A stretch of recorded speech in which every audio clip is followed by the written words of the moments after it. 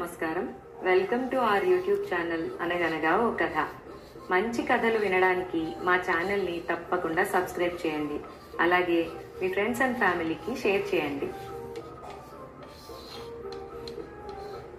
ఇవాల్టి మన చందమామ కథ పేరు పితృభక్తి. ఇది ఒక చైనా జానపద కథ. ఒకప్పుడు చీనా దేశంలో టోంగ్ అనే పేద యువకుడు ఉండేవాడు. అతని తల్లి పసితనంలోనే పోయింది. అతనికి 19వ ఏట అతని తండ్రి కూడా పోయాడు. తండ్రి శ్రమజీవి. జీవితాంతం సంపాదించిన ఒక్క రాగి డబ్బు కూడా మిగల్చలేకపోయాడు.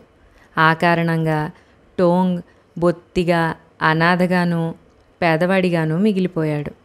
ముందు టోంగ్ తన తండ్రికి ఉత్తర క్రియలు జరిపించి సమాధి కట్టించాలి. చేతిలో ఒక్క పైసా కూడా లేకుండా ఇదంతా ఎలా చేయడం? డబ్బు పుట్టించటానికి ఒకటే ఉపాయం ఉన్నది. అదేమిటంటే టోంగ్ బానిసగా అమ్ముడుపోవటం. అలాంటి పని చెయ్యవద్దని అతని మిత్రులు అతనికి సలహా ఇచ్చారు. కానీ డబ్బు పుట్టించటానికి వాళ్ళు మరో మార్గం ఏమీ చెప్పలేకపోయారు. టోంగ్ ఒక అట్ట మీద తన ధర, తాను బానిసగా అమ్ముడుపోవడానికి గల నిబంధనలు రాసి ఆ అట్టను మెడకు తగిలించుకుని బానిసల సంతలో ఒక రాతి అరుగు మీద కూర్చున్నాడు. బానిసలను కొనేవాళ్ళు ఆ అట్ట మీద రాసింది చదువుకుని దాటి వెళ్ళిపోయారు. కొందరు టోంగ్ను చూసి దురాశాపరుడని నవ్వుకున్నారు. కారణమేమంటే టోంగ్ తాను చిన్న మొత్తానికి అమ్ముడుపోదలచలేదు. తన తండ్రికి శాస్త్రోక్తంగా ఉత్తరక్రియలు చేసి ఉన్నంతలో అందమైన సమాధి కట్టించటానికి ఎంత ఖర్చు అవుతుందో అంత మొత్తానికే అతను అమ్ముడుపోవాలని నిశ్చయించుకున్నాడు. ఆ బాకీ తాను జన్మలో తీర్చాలన్న ఆశ కూడా పెట్టుకోలేదు. బతికున్నంతకాలము బానిసగా జీవించటానికి కూడా సిద్ధమయ్యాడు. కానీ ఎన్ని గంటలు గడిచినా అతన్ని కొనేవాడు కనిపించలేదు. తనను తాను కోరిన ధరకు ఎవరూ కొనరు కాబోలని టోంగ్ భయపడుతూ ఉండగా ఎవరో అధికారి అటుగా వచ్చాడు. టోంగ్ మెడకు వేళ్లాడే అట్ట మీద రాసినదంతా చదువుకున్నాడు. తన వెంట ఉన్నవాడి చేత టోంగ్కు డబ్బిప్పించి పత్రం రాయించుకున్నాడు. టోంగ్ కోరిక నెరవేరింది. అతను తన తండ్రికి మంత్రోక్తంగా ఉత్తరక్రియలు జరిపించి దానధర్మాలు యథావిధిగా చేసి తండ్రికి చాలా అందమైన సమాధిని గొప్ప శిల్పి చేత తయారు చేయించి తనను బానిసగా కొన్న యజమాని దగ్గరకు చేరి చాకిరీ చేయడం ప్రారంభించాడు. అతనికి ఒక పాక వేసి ఇచ్చారు. కాలం గడిచిపోతూ ఉన్నది. టోంగ్ జీవితానికి సుఖము, విశ్రాంతి అన్నవి రెండూ లేవు. తనది బానిస బతుకు అయినందుకు అతను ఏమాత్రం విచారించలేదు. అప్పుడు కూడా అతను తన తండ్రికి శ్రద్ధగా శ్రాద్ధక్రియలు జరుపుతూ వచ్చాడు. ఇది ఇలా ఉండగా ఒక ఏడు పంట నూర్పిళ్ల సమయంలో టోంగ్కు జ్వరం పట్టుకున్నది. అతను మంచంలో నుంచి లేవలేకపోయాడు. అతనితో పాటు పనిచేసే బానిసలు ఇంకా చాలామంది ఉన్నప్పటికీ వాళ్ళు తెల్లవారింది మొదలు చీకటి పడిందాకా పొలం పనుల్లో ఉండటం చేత టోంగ్కు ఉపచారాలు చేసేవాళ్ళు లేకపోయారు. అతను జ్వరం నుంచి కోలుకునేటట్టుగా కనిపించలేదు. ఒకరోజు మిట్ట మధ్యాహ్నం వేళ టోంగ్ తీవ్రమైన జ్వరంతో ఒళ్ళు తెలియకుండా పడి ఉండగా అతని నుదురును ఎవరో చల్లగా తాకినట్టు అయింది. అతని శరీరాన్ని పట్టి ఉన్న నీరసం క్రమంగా తీసేసినట్టు అనిపించింది. తనలో వచ్చిన ఈ మార్పుకు ఆశ్చర్యపోతూ టోంగ్ కళ్ళు తెరిచి చూశాడు. ఒక అలౌకిక సౌందర్యవతి అతని మీదకి వంగి కనపడింది. నువ్వు ఎవరు అని అడగటానికి కూడా టోంగ్కు ధైర్యం చాలలేదు. ఆమె ఇంకా అతని నుదురు రాస్తూనే, నేను నీ జబ్బు నయం చేసి నీకు భార్యగా ఉండటానికి వచ్చాను అన్నది అతనితో. ఆమె తనను ఏదో ఆజ్ఞాపిస్తున్నట్టుగా అతనికి అనిపించింది. వెంటనే కంగారుతో మంచం మీది నుంచి లేచి నిలబడి తన నీరసం పూర్తిగా పోయినట్టుగా తెలుసుకున్నాడు.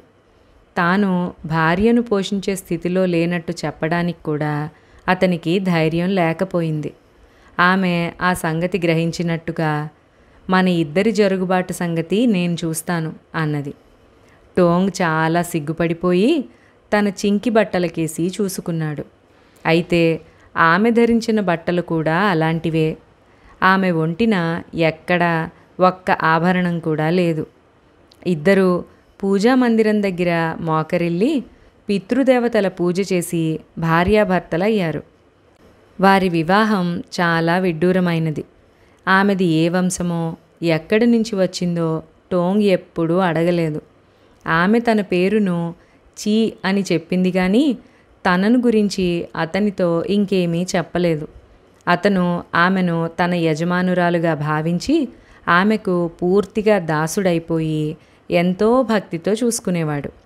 మిగిలిన బానిసలు తన భార్యను గురించి రకరకాల ప్రశ్నలు అడిగితే అతను సమాధానం ఏమీ చెప్పలేకపోయాడు. ఆమె వచ్చింది మొదలు అతనికి తనది బానిస బతుకన్న భావం పోయింది. ఆమె రాకతో అతని ఇంటి వాతావరణమే మారిపోయింది. ఇల్లంతా చక్కగా సర్ది ఉన్నంతలోనే అందంగా ఉండేది. టోంగ్ పనికి వెళ్లే లోపల సుష్టుగా భోజనం చేసేవాడు. తిరిగి అతను పొలం నుంచి వచ్చేసరికి భోజనం సిద్ధంగా ఉండేది. అతని భార్య రోజల్లా మగ్గం ముందు కూర్చుని రంగురంగుల బొమ్మలతో పట్టుతానులు నేసేది. అవి అపూర్వంగా ఉండేవి. ఆమె నేర్పరితనం గురించి చుట్టుపక్కల అందరికీ తెలిసింది. వర్తకులు రోజూ వచ్చి ఆమె నేసిన పట్టుతానులను డబ్బిచ్చి కొనుక్కుపోయేవారు. కొందరు తమకు కావలసిన విధంగా అడిగి నేయించుకునేవారు. నీ విద్య మాకు నేర్పు, కోరినంత డబ్బిస్తాం అని ఆమెను అడిగారు. కానీ ఆమె నేర్పక, నేను నేర్పిన ఈ విద్య మీకు రాదు అని జవాబిచ్చేది. నిజానికి ఆమె నేసేటప్పుడు ఆమె వేళ్ళు కనిపించేవి కావు. జరుగుబాటు సంగతి నేను చూస్తాను అన్న మాట ఆమె పూర్తిగా నిలబెట్టుకున్నది. పెట్టెలో డబ్బు పేరుకుంటోన్నది. ఒకనాడు అతనికి ఆమె పెట్టె తెరిచి అందులో ఉన్న వెండి నాణాలు చూపించి అందులో నుంచి ఒక కాగితం తీసి అతనికిచ్చింది. అది అతని విడుదల కాగితం. అతని యజమానికి అతన్ని కొన్న క్రయధనం ముట్టింది. టోంగ్ బానిసత్వం ముగిసింది. అది తెలిసిన అతని కళ్ళ వెంట ఆనందాశ్రువులు రాలాయి. దక్షిణాన నీకోసం పొలాలు, పట్టుపురుగుల తోటలు కొన్నాను. ఇక నువ్వు మరొకరికి చాకిరీ చేయనవసరం లేదు. నీ చాకిరీ నువ్వు చేసుకోవచ్చు అన్నదామె తన భర్తతో.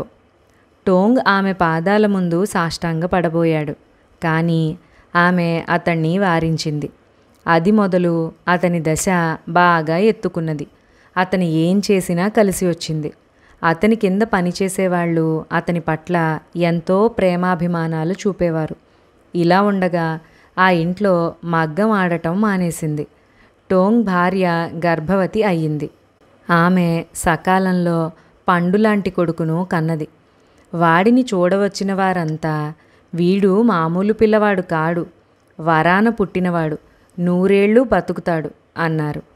ఆ సంవత్సరం చలికాలం ప్రారంభం అవుతూ ఉండగా ఒక రాత్రి భార్యాభర్తలు పిల్లవాణ్ణి గురించి, భవిష్యత్తు గురించి ఎడతెగకుండా మాట్లాడుకున్నారు. ఆమె ముఖం చూస్తూ ఉంటే అతనికి ఎప్పటికన్నా ఎక్కువ అందంగా ఉన్నట్టుగా కనిపించింది.